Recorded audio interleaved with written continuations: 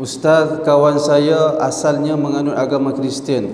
Kemudian dia berkawan dengan seorang lelaki Islam dan tidak lama lepas itu dia memeluk agama Islam dan kahwin dengan lelaki Islam tersebut. Soalan saya, apa hukum anak dengan bapanya yang masih lagi menganut agama Kristian walaupun anak perempuannya sudah memeluk agama Islam?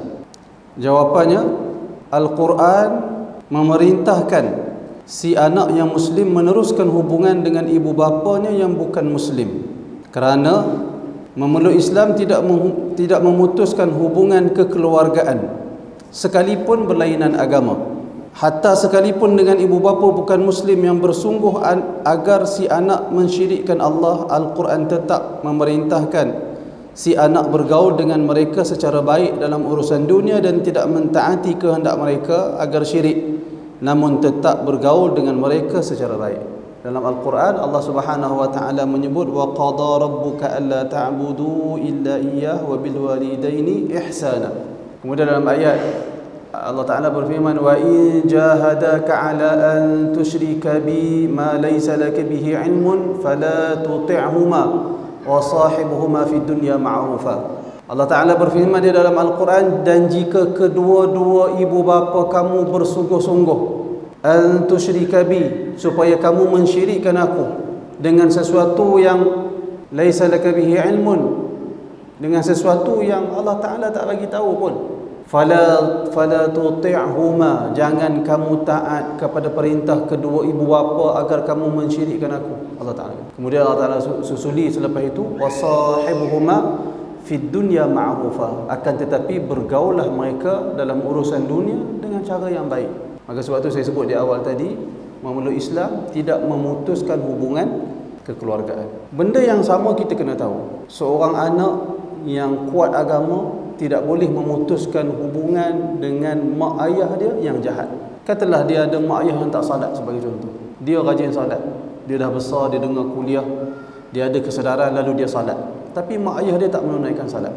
Boleh tak si anak berlaku biadab kepada mak ayah dia atas alasan mak ayah dia tak menunaikan salat? Jawapannya, tak boleh, haram. Jika dengan mak ayah yang musyrik, kafir, maksudnya menyuruh seorang anak melakukan syirik, Allah Ta'ala kata jangan patuhi perintah mereka melakukan syirik. Kemudian Allah Ta'ala kata bergaul mereka dengan cara yang baik. Itu mak ayah kafir. Bagaimana mak ayah Muslim tak menunaikan salat, tak puasa sebagai contoh? Si anak tetap wajib menjalinkan hubungan yang baik bersama kedua ibu bapa. Ini kita orang masjid kena tahu. Demikian juga pengislaman tidak memutuskan hubungan kekeluargaan. Seorang masuk Islam, kakak dia, adik dia, abang dia tak masuk Islam. Kakak, adik dan abang yang kekal dalam agama musyrik, tetap abang, kakak, adik dia. Dia tak wajib tutup aurat di hadapan mereka. Kalau dia perempuan, yang masuk Islam tu perempuan, dia tak wajib tutup aurat. Mereka boleh bersalaman, boleh berpelukan sebagai seorang adik-beradik. Kerana agama memasuk Islam tidak memutuskan hubungan kekeluargaan. Kemudian saya sebut di sini, manakala hubungan seorang wanita muslimah dengan bapanya yang masih kafir, jika dimaksudkan kepada aurat, maka auratnya adalah sama seperti aurat seorang wanita muslimah dengan bapanya yang muslim. Kalau ada orang perempuan datang dekat kita tanya, saya dah masuk Islam Tuan Haji, ayah saya tak masuk Islam lagi, bagaimana hubungan saya dengan dia, bagaimana aurat saya? Jawab dia, sama seperti mana anak seorang muslim, bagaimana aurat dia dengan bapa dia yang muslim, maka demikianlah aurat kamu yang muslim bersama bapa kamu yang belum muslim. Boleh tuan-tuan? Ini kena faham ni. Kerana kita ni kena buat satu kerja yang orang Islam kena buat bersama, iaitulah melakukan sesuatu untuk menyumbang kepada agama. Apa yang kita kena tanya diri kita sendiri. Apa yang pernah kita lakukan untuk agama Islam? Apa yang pernah kita lakukan? Sekurang-kurangnya kita berikan kefahaman yang benar kepada masyarakat Islam sebenarnya bagaimana, dan kita membenteras kefahaman-kefahaman yang salah dan menyeleweng. Kerana itu kita buat kuliah. Kerana itu tuan-tuan digalakkan untuk datang mendengar kuliah. Wallahu alam. Kita masuk semula kitab kita. Ya. Maksudnya dia tak boleh derhaka. Istilah derhaka tetap ada. Katalah seorang anak masuk Islam, mak ayah dia musyrik, bukan agama Islam.